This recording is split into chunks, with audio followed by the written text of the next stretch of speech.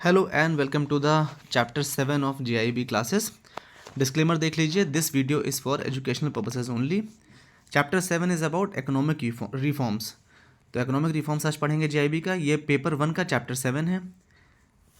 Economic reform refers to the process whereby a government specifies a declining role for the state and an expanding one for the private sector in the economy। देखिए, जो भी अर्थव्यवस्था में जो भी बदलाव किए जाते हैं, जो भी रिफॉर्म्स हैं या जो नए चेंजेस किए गए हैं, उनका क्या मेन एम होता है? मेन एम ये होता है कि जो राज्य का यानी स्टेट का जो दखल है उसको कम किया जा सके और प्राइवेट सेक्टर का दखल बढ़ाया जा सके, जिससे कि जो मार्केट है वो जो इकोनॉमी है वो मार्केट बेस्ड बन सके। In pursuit of market oriented policy to foster the private sector development, जिससे कि जो निजी व्यवसाय हैं वो आगे बढ़ सके, जो निजी सेक्टर है वो आगे बढ़ सके, और जो पॉलिसीज़ हैं वो भी मार्केट ओरिएंटेड यानी बाजार के हिसाब से बनाई जाती हैं। Economic reforms aimed at expanding private sector participation in the Indian economy. देखिए, वही बात फिर से कही है कि भारतीय अर्थव्यवस्था में विकास को बढ़ावा देने के लिए इकोनॉमिक रिफॉर्म्स किए गए थे, जिससे कि प्राइवेट सेक्टर का पार्टिसिपेशन यानी भागीदारी बढ़ाई जा सके। Economic reforms were implemented in India in 1991। 1991 आपको याद होगा, जब बैलेंस ऑफ पेमेंट के क्राइसिस हुए थे, उसके बाद ही भारतीय अर्थव्यवस्था में इकोनॉमिक रिफॉर्म्स किए गए थे। As a result of number of economic factors including an adverse balance of payment, जो बीओपी क्राइसिस हैं वो, poor performance of public sector, जो पब्लिक सेक्टर यूनिट्स यानी जो पीएसयूज थे उनकी परफॉर्मेंस अच्छी नहीं थी। A drop in foreign exchange reserves, जो भी फॉरेन एक्सचेंज था, जो फॉरेक्स था, वो कम होता जा रहा था। लार्ज गवर्नमेंट डेब्ट, सरकार पर जो कर्ज था वो बहुत बढ़ चुका था। इन्फ्लेशनरी प्रेशर यानी महंगाई की दर बढ़ रही थी। And the stringent condition laid down by world bank and IMF. देखिए, वर्ल्ड बैंक और आईएमएफ हम लोग पिछले चैप्टर्स में पढ़ भी चुके हैं। वर्ल्ड बैंक और आईएमएफ जब भी कोई आपको लोन देता है, कुछ भी आपके साथ डील करता है, तो उसके साथ में कुछ कुछ टर्म्स कंडीशंस भी रखता है। तो वो भी एक कंडीशन थी जिनकी वजह से ये कहा गया था कि भारतीय अर्थव्यवस्था ग्लोबल लेवल पर यानी विश्व स्तर पर अपने दरवाजे सारी बाजार के लिए खोल दे। वो भी एक प्रेशर था गवर्नमेंट के ऊपर। तो ये सारे फैक्टर्स मिला करके 1991 के इकोनॉमिक रिफॉर्म्स आए थे। ठीक है। Transformation, the term new economic reforms refers to the neo liberal policies put in place by the Indian government 1991। देखिए, जो इकोनॉमिक रिफॉर्म्स आए थे उनको क्या कहा गया था? Neo liberal policies. नियो का मतलब होता है नया, ये ध्यान कर लीजिए। ठीक है, नियो लिबरल पॉलिसीज लाई गई थी, उनको बोला गया था। इसमें 3 बेसिक पिलर्स इसके माने गए थे, जो आप सबको पता होंगे। इसको बोला गया LPG, यानी liberalisation, globalisation and privatisation. Attracting significant foreign direct, जिससे क्या हुआ कि 1991 के इन इकोनॉमिक रिफॉर्म्स के बाद अच्छा खासा FDI आया, यानी फॉरेन डायरेक्ट इन्वेस्टमेंट, जिसके बाद हमारा फॉरेक्स रिजर्व बढ़ गया था और बैलेंस ऑफ पेमेंट जो क्राइसिस थे उससे भी दूर किया जा सकता। अब जो भी ये 3 पिलर हैं, लिबरलाइजेशन, प्राइवेटाइजेशन, ग्लोबलाइजेशन, उसके बारे में आगे बात करी गई है। लिबरलाइजेशन के विषय में कहा गया है, regulation imposed on trade agreements must be relaxed in favour for trade to thrive. Liberalisation का क्या मतलब होता है कि जो भी रूल्स रेगुलेशंस ट्रेड के जो अग्रीमेंट्स उन पर किए गए उनमें थोड़ा रिलैक्सेशन दिया जाए, जिससे कि व्यापार में बढ़ोतरी हो सके, मतलब वैश्विक स्तर पर व्यापार में बढ़ोतरी हो सके। इंक्लूड इन्हांस्ड प्रोडक्शन कैपेसिटी, जो उत्पादक क्षमता है वो बढ़ाई जा सके।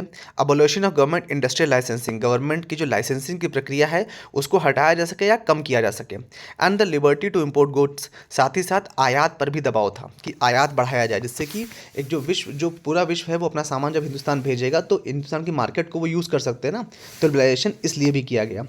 Privatization refers to providing the private sector more opportunities to oversee various services while limiting the role of public sector। Privatisation का क्या मतलब था कि जो निजी सेक्टर है उसको अवसर और देना, और जो पब्लिक सेक्टर है उसके अवसरों को कम करना, जिससे कि इकोनॉमी बूम कर सके। More foreign participation and FDI inflow, देखिए, जब आप प्राइवेट सेक्टर को बढ़ावा देंगे तभी तो FDI आएगा ना, तभी तो जो बाहर की कंपनीज है वो इंडिया में इन्वेस्ट करेंगी। तो इसीलिए फॉरेन पार्टिसिपेशन यानी कि विश्व स्तर पर इंडिया की पहचान बनाने के लिए। Providing healthy competition to Indian goods and services, जब बाहर से नई कंपनीज इंडिया में एंटर करेंगी तो ऑब्वियस सी बात है कि जो इंडियन मैन्युफैक्चरर्स हैं उनको भी एक हेल्दी कॉम्पिटिशन मिलेगा कि वो अपनी सर्विसेज और अपने जो भी सामान प्रोडक्ट बना रहे हैं उसमें और बेहतरी लाएँ। ग्लोबलाइजेशन यानी वैश्वीकरण refers to the integration of Indian economy with the global economy. Globalisation का मतलब है कि जो भी भारतीय अर्थव्यवस्था है उसको विश्व की पूरी अर्थव्यवस्था के साथ मिला देना, इंटीग्रेट कर देना, मिक्स कर देना।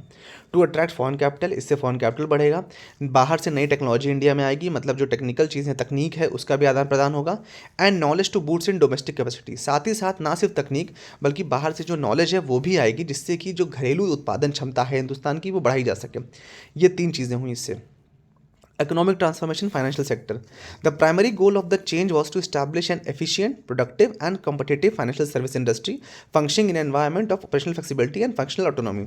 फाइनेंशियल सेक्टर में जो इकोनॉमिक रिफॉर्म्स किए गए उसका मेन एम क्या था कि एक एफिशिएंट यानी कुशल तरीके की, प्रोडक्टिव यानी उत्पादन क्षमता ज़्यादा हो सके और कम्पिटिटिव यानी एक अच्छा कंपटीशन दे सके, ऐसी फाइनेंशियल इंडस्ट्री को बढ़ावा देने के एम से इकोनॉमिक रिफॉर्म्स किए गए थे। बैंकिंग सेक्टर के रिफॉर्म्स की बात की गई है आगे। Introduction of industrial and legal measures like the formation of लोक अदालत। बैंकिंग सेक्टर में यानी लीगल सेक्टर या फाइनेंशियल सेक्टर में क्या बदलाव किए गए, कुछ नई लीगल एंटिटीज़ बनाई गई जैसे कि लोक अदालत बनाया गया, डेब्ट रिकवरी ट्रिब्यूनल आप सभी लोग जानते हैं DRT बनाया गया, एसेट रिकंस्ट्रक्शन कंपनी यानी ARC बनाया गया, introduction of supervisory measures, the introduction of technological advancement extra. कुल मिलाकर 1991 की रिफॉर्म के बाद गवर्नमेंट ने ऐसी लीगल चीज़ें ही बनाई जिससे कि बैंक्स को रिकवरी में फ़ायदा हो। ये नहीं कि किसी ने लोन ले लिया और वो गायब हो गया। NPA का काम भी उसके बाद ही शुरू हुआ था, ये भी आप लोग को पता होगा। तो लोक अदालत हुआ, डेब्ट रिकवरी ट्रिब्यूनल हो गया, इसके जो एपेलेट अथॉरिटीज़ होती हैं वो सब, एसेट रिकंस्ट्रक्शन कंपनी, ये सब कुछ जो नई चीज़ें आई ये सब बैंकिंग सेक्टर के रिफॉर्म थे 1991 के बाद के। First phase of reform the Narasimhan committee फरवरी 1992। जो रिफॉर्म का पहला फेज था उसको क्या कहा गया, नरसिम्हन कमेटी 1। ये कब हुआ, फरवरी 1992 में।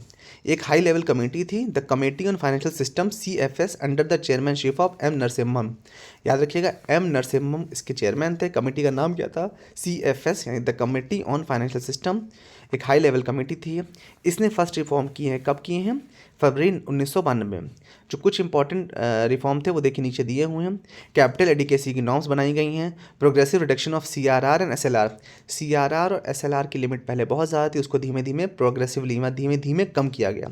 D regulation of lending rates जो थे उनको डी रेगुलेट कर दिया गया, विनियमित कर दिया गया। क्रेडिट डिलीवरी का सिस्टम बनाया गया। डेब्ट रिकवरी ट्रिब्यूनल बनाया गया, पहले हमने बात करी अभी। स्ट्रॉन्ग सुपरवाइजरी सिस्टम से ऐसे सुपरवाइज सिस्टम बनाए गए जिससे कि वैश्विक स्तर पर भी बैंक्स के NPA को देखा सके। Entry of new private banks, नए प्राइवेट बैंक की एंट्री हुई इंडिया में। मर्जर अमलगमेशन, जो भी बैंक्स थे उनका मर्जर शुरू किया गया। ये सब कब हुआ, इकोनॉमिक रिफॉर्म्स में हुआ है, जो कि 1992 नरसिम्हम कमेटी 1 के अंतर्गत हुआ। कमेटी का नाम क्या था, the committee on financial system CFS। फिर सेकंड फेज ऑफ रिफॉर्म की बात करते हैं। फर्स्ट फेज क्या था, नरसिम्हम कमेटी 1। सेकंड फेज क्या है, नरसिम्हम कमेटी 2। सेकंड फेज में कुछ रिफॉर्म हुए, उसमें क्या था, D regulation of branch licensing, यानी जो ब्रांचेस को लाइसेंस दिया जाता है शाखाएं बनाने के लिए उनका डी रेगुलेट किया गया, विनियमित किया गया। Prudential norms and disclosure requirement, अब प्रूडेंशियल नॉर्म्स और डिस्क्लोज करने के लिए भी बात क्लियर हो गई थी। कैपिटल एडिकेसी के विषय में रिफॉर्म किया गया। अब प्रूडेंशियल रिफॉर्म्स क्या है वो देखिए। phased implementation of international best practices and rules in order to lower the total risk of the banking system। देखिए ये सब जो इशारा है ये हो रहा है बेसल नॉर्म्स की तरफ। अभी धीमे धीमे हम लोग आगे बेसल की तरफ आएंगे।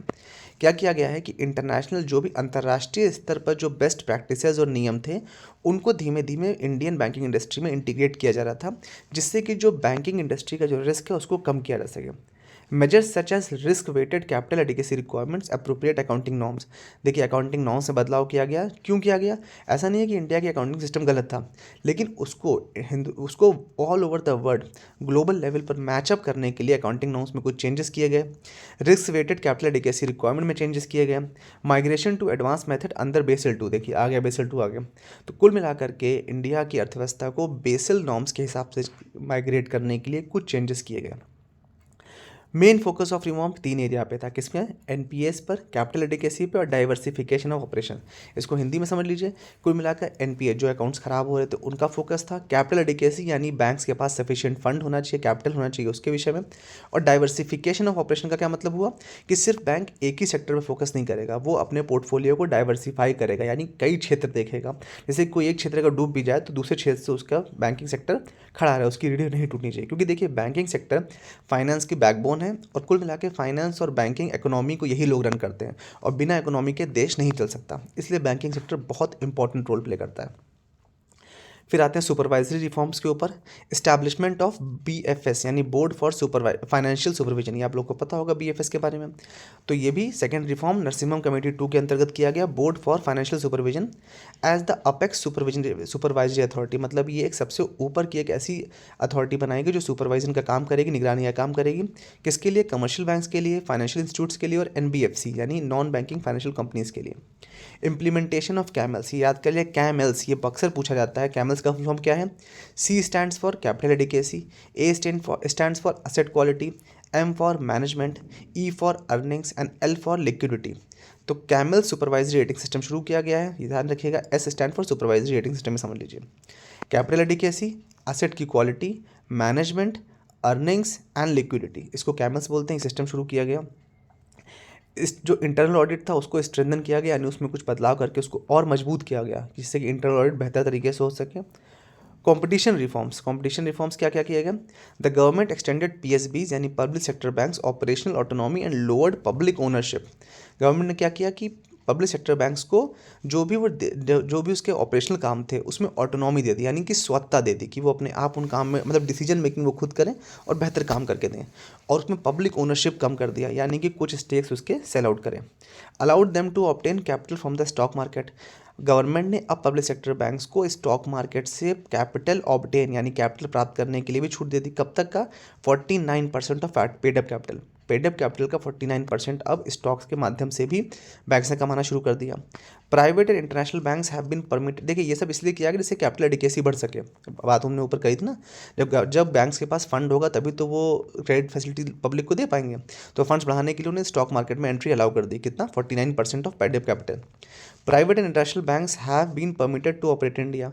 जो भी अंतर्राष्ट्रीय बैंक्स थे, जो भी निजी बैंक थे, उनको भी इंडिया में काम करने के लिए परमिशन दे दी, जिससे क्या हो सके, एक बेहतर कॉम्पिटिटिव एनवायरनमेंट बन सके और पब्लिक के पास और चॉइसेस हों। ये नहीं कि उनकी मजबूरी होगी उन्हें सिर्फ और सिर्फ एसबीआई में अकाउंट खुलवाना है या सिर्फ इंडियन बैंक में अकाउंट खुलवाना है। वो जहाँ चाहे वहाँ अकाउंट खुलवा सकें, जिससे कि इन सारे बैंक्स में आपस में कॉम्पिटिशन बनेगा तो सर्विसेज ऑब्वियस सी बातें बेटर होंगी। Market reforms, reduction of CRR and SLR. देखिए ऊपर लिखा था ना progressive reduction of CRR SLR, ये था। सीआरआर और एसएलआर को धीमे धीमे रिस्क लेवल को कंट्रोल करते हुए कम करना शुरू किया गया। Establishment of pure interbank call money market, एक नया इंटरबैंक कॉल मनी मार्केट का सिस्टम शुरू किया गया। Auction based repo reverse repos for short term liquidity, जो कम समय के लिए लिक्विडिटी बैंक्स को मैनेज करनी थी उसके लिए ऑक्शन बेस्ड रेपो और रिवर्स रेपो शुरू किया गया। पेमेंट और सेटलमेंट के सिस्टम को इंप्रूव किया गया, नेफ्ट आरटीजीएस उसके बाद ही आया है। Institutional and legal reforms, institutional reforms में क्या क्या किया गया जो हम पहले बता चुके वही सब फिर बताया गया है। लोक अदालत बनाई गई, डीआरटी बनाया गया, एसेट रिकंस्ट्रक्शन कंपनी बनाई गई, सेटलमेंट एडवाइजरी कमेटीज बनाई गई, कॉर्पोरेट डेप्ट रिस्क मैकेनिज्म बनाया गया, सरफेसी लेकर के आए। ये सारी चीज़ें इसी के लिए हैं। द बैंकिंग ओम्बड्समैन स्कीम कब स्टैब्लिश हुई थी? 1995 में। तो सन 1995 में बैंकिंग ओम्बड्समैन स्कीम भी लाई गई। क्यों लाई गई? जिससे कि जो कस्टमर है उसको एक क्विक और जल्दी जल्दी और कम पैसे खर्च करके अपनी ग्रीवेंसेज यानी शिकायत का समाधान मिल सके। तक याद रखिए 1995 में आई बैंकिंग ओम्बड्समैन कब आई? BOS बैंकिंग ओम्बड्समैन स्कीम 1995 में आई। टेक्नोलॉजी रिफॉर्म में क्या किया गया? इन्फीनेट बनाया गया फाइनेंशियल सेक्टर का, जिससे कम्युनिकेशन, जिससे कि फाइनेंस सेक्टर में जो भी लेन देन हो रहा है उसके लिए कम्युनिकेट करना जरूरी है, तो उसके लिए इन्फीनेट बनाया गया। आरटीजीएस सिस्टम शुरू किया गया यानी real time gross settlement. ATM का use, internet banking, mobile banking, NEFT national electronic fund transfer, ये सब आप लोगों को पता है। एक हाई लेवल कमेटी बनी डॉक्टर KC चक्रवर्ती के अंतर्गत, जिन्होंने क्या क्रिएट किया? IT विजन डॉक्यूमेंट 2011 से 17 तक। अगर आपसे पूछा जाए IT विजन डॉक्यूमेंट किसने बनाया, तो बनाया KC चक्रवर्ती। आपसे चक्रवर्ती याद रखिए, आपको याद रहेगा। हाई लेवल कमेटी से नरसिम्हम कमेटी थी 1 और 2, उसी तरह से KC चक्रवर्ती ने IT विजन 11 से 17 के नाम का एक हाई लेवल कमेटी बनाया गया। ठीक है, ये IT जो भी IT रिलेटेड इंफ्रास्ट्रक्चर था उसके लिए बनाया गया था। PMJDY प्रधानमंत्री जनधन योजना कब आई? 2014 में आई। इसमें क्या हुआ? 420 मिलियन बैंक अकाउंट अभी तक खुल चुके थे। ये इंपॉर्टेंट नहीं है कितने अकाउंट खुले, लेकिन याद रखिए 2014 में आई थी। जब मोदी गवर्नमेंट आई उसी के साथ PM जनधन योजना आई, सबको पता है। इसमें एक मेन चीज़ क्या थी? Jam Trinity. फुल फॉर्म क्या है? Jan Dhan Aadhaar mobile, Jan Dhan Aadhaar mobile Trinity. इसके माध्यम से क्या किया गया? DBT के माध्यम से अब पैसा ट्रांसफर होने लगा। जो भी गवर्नमेंट स्कीम थी उन सबका पैसा जनधन बेस्ड हो गया, मतलब आधार बेस्ड हो गया, तो DBT यानी डायरेक्ट बेनिफिट ट्रांसफर के थ्रू होने लगा। सिंस इस early initiation by government of India कब शुरू हुआ था? 1 जनवरी 2013 से DBT शुरू हुआ था। डेप्ट मार्केट रिफॉर्म्स, डेप्ट मार्केट में यानी कि जो जो कर्ज लेती है मार्केट से, डेप्ट मार्केट जो होती है उसके लिए क्या क्या रिफॉर्म किया गया? एक तो 91 डेज़ का ट्रेजरी बिल इंट्रोड्यूस हुआ, जीरो कूपन बॉन्ड इंट्रोड्यूस हुआ, फ्लोटिंग रेट बॉन्ड इंट्रोड्यूस हुआ, कैपिटल इंडेक्स बॉन्ड इंट्रोड्यूस हो गया। देखिए जितने भी तरह के बॉन्ड हैं, ट्रेजरी बिल हैं, ये सब चीज़ें हम लोग आगे डिस्कस करेंगे, इसीलिए मैं अलग से भी डिटेल में नहीं आपको बता रहा हूँ। Foreign institutional investors were allowed to invest in government securities subject to certain limit. देखिए जैसे FDI होता है फॉरेन डायरेक्ट इन्वेस्टमेंट, उसी तरह होता है FII फॉरेन इंस्टीट्यूशनल इन्वेस्टर्स। ये क्या होते हैं कि इंडिविजुअल्स होते हैं एक तरीके से, ठीक है। ये इंडियन स्टॉक मार्केट में कर सकते हैं, सिक्योरिटीज़ परचेज कर सकते हैं, उसके लिए होता है। FDI क्या होता है, वो पूरा एक अमाउंट होता है जो कंपनीज के थ्रू होता है, लेकिन ये इंडिविजुअल स्टॉक्स भी ले सकते हैं। यही फ़र्क होता है मेन। फेस्ड इंट्रोडक्शन, और दोनों में अभी हम आगे इसका डिफरेंस भी डिस्कस करेंगे। Faced introduction of real time, जो RTGS था उसको धीमे धीमे इंट्रोड्यूस किया जाता है, ये आगे बताया गया है। रीपर्चेज एग्रीमेंट यानी repo was introduced as a tool of short term liquidity adjustment, subsequently the LAF was introduce. Repo जो रेट था उसको शॉर्ट टर्म लिक्विडिटी यानी किसी को कम समय के लिए अगर बैंक्स को लिक्विडिटी की दिक्कत है तो उसके लिए वो रेपो का यूज़ करते थे। इसको धीमे धीमे किसने इंट्रोड्यूस किया गया, LAF यानी लिक्विडिटी एडजस्टमेंट फैसिलिटी, ये आप लोग जानते ही होंगे। मार्केट स्टेबलाइजेशन स्कीम यानी MSS हैज़ बीन इंट्रोड्यूस्ड, ये भी इसी रिफॉर्म में हुआ। For managing the surplus liquidity in the system, जो भी सिस्टम में एक्स्ट्रा लिक्विडिटी थी उसको मैनेज करने के लिए मार्केट स्टेबलाइजेशन स्कीम शुरू करी गई। Foreign exchange market reforms, replacing the earlier foreign exchange regulation act फेरा टू फेमा। अब जो फेरा था वो था 1973 का, तो फेमा कब का हुआ, 1999 का। फॉरेन एक्सचेंज रेगुलेशन एक्ट की जगह अब फॉरेन एक्सचेंज मैनेजमेंट एक्ट आ गया था। डेवलपमेंट ऑफ रूपी फॉरेन करेंसी स्वैप मार्केट, एक स्वैप मार्केट बनाया गया जिसमें रूपी और फॉरेन करेंसी एक्सचेंज हो सकता था। ये बहुत इंपॉर्टेंट मूव है। देखिए स्वैप मार्केट का मतलब क्या हुआ, स्वैप मतलब अदला बदली, तो रुपीज़ को यानी इंडियन रुपीज़ को फॉरेन करेंसी के साथ स्वैप करने के लिए नई मार्केट इस्टेब्लिश करेगी। इंश्योरेंस सेक्टर में क्या रिफॉर्म्स हुए, insurance regulation and development act 1999 पास हुआ। देखिए आपने ऊपर पढ़ा जो फेमा था वो भी 1999 का एक्ट है, और IRDA यानी इंश्योरेंस रेगुलेशन एंड डेवलपमेंट ये भी 1999 का एक्ट है। इसके अंतर्गत IRDA का निर्माण हुआ। इस IRDA क्या फुल फॉर्म है, insurance regulatory and development agency, ठीक है। Insurance regulation and development act कब का है, 1999, उसी के अंतर्गत IRDA की स्थापना हुई, यानी कि agency insurance regulatory and development agency. अब क्या हुआ, बैंक एश्योरेंस एक नया टर्म आया, cross selling of products through bank. Insurance और bank, bank plus insurance is equals to bank assurance, ये समझ लीजिए आप, ठीक है। बैंक के द्वारा third party insurance sell out किया जाने लगे जिससे कि बैंक की इनकम बढ़ सके और एक नया एवेन्यू तैयार हो सके। Large number of private insurance companies generally with foreign capital participant have entered the market. एक बड़ी संख्या में जो फॉरेन कंपनीज थी वो भी इंडिया में अब एंट्री करने लगी इंश्योरेंस सेक्टर में। Capital market reforms, capital market reform पढ़ने से पहले मैं रिक्वेस्ट करूंगा कि प्लीज़ चैनल को सब्सक्राइब कर लीजिए। यदि आप लोगों को डाउट हो तो आप लोग कमेंट में पूछ सकते हैं। कोई बदलाव आप लोग चाहते हो तो भी सजेस्ट कर सकते हैं। कैपिटल मार्केट रिफॉर्म में क्या क्या हुआ, formation of security and exchange board of India, अब सेबी की स्थापना हो गई 1992 में सेबी की स्थापना हुई, securities and exchange board of India. उसका काम क्या था, कैपिटल मार्केट को रेगुलेट करना, यानी कि स्टॉक मार्केट को रेगुलेट करना। In 1992 the Indian stock market was open to foreign institutional investors। देखिए अभी हमने ऊपर बात करी थी FII के विषय में, फॉरेन इंस्टीट्यूशनल इन्वेस्टर्स के लिए इंडियन स्टॉक मार्केट को 1992 में खोल दिया गया। किसके through, American depository receipts, global depository GDR and foreign currency convertible bond FCCB and external commercial borrowings, ठीक है। ये सब चीज़ें अब शुरू हो गई थी। अब ADR GDR FCCB ये सब क्या होता है ये भी हम लोग आगे डिस्कस करेंगे नेक्स्ट चैप्टर्स में।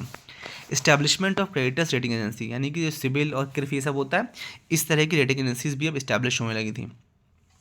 Economic transformation integration with the global economy, ऐसे क्या ट्रांसफॉर्मेशन हुए कि जो भारतीय अर्थव्यवस्था थी उसको वैश्विक स्तर की अर्थव्यवस्था से जोड़ा गया। The sum of exports and imports of goods and services expressed in percentage of GDP has increased from 15.5% in 1991 to 55.6% in 2011। आप समझ लीजिए कितना बदलाव हुआ 30 साल के अंदर। 1991 में जो एक्सपोर्ट और इम्पोर्ट का GDP का परसेंटेज था वो 15.5% था, और 2011 में बढ़ के 55.6% हो गया, यानी 30 साल के अंदर करीब 40% बढ़ गया। इसीलिए बस इकोनॉमिक रिफॉर्म्स किए गए थे, सबसे मेन चीज़ जो है। The following points can explain the economic crisis. 1990 में जो बैलेंस ऑफ पेमेंट के ऊपर बात कर रहे थे उसके वो कैसे एक्सप्लेन, उसका एक्सप्लेनेशन नीचे दिया हुआ है। Over spending leads to increase borrowing and increase cost. क्या हुआ, गवर्नमेंट जब बहुत ज़्यादा पैसा खर्च करती है तो आपको बाहर के देशों से उधार लेना पड़ता है।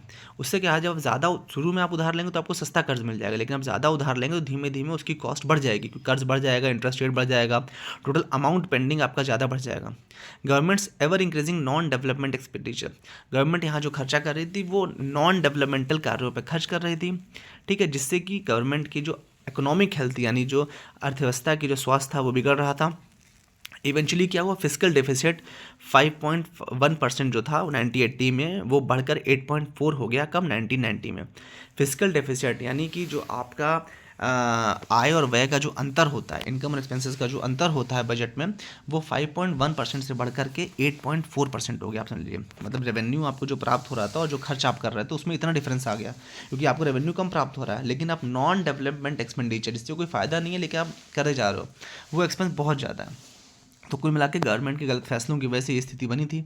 It increase the burden of डेप्ट payment from 2% to 3.5% of GDP. पहले जीडीपी का जो कर्ज था वो जीडीपी का 2% था, बाद में बढ़ते बढ़ते 3.8% हो गया, इसीलिए बैलेंस ऑफ पेमेंट आया था।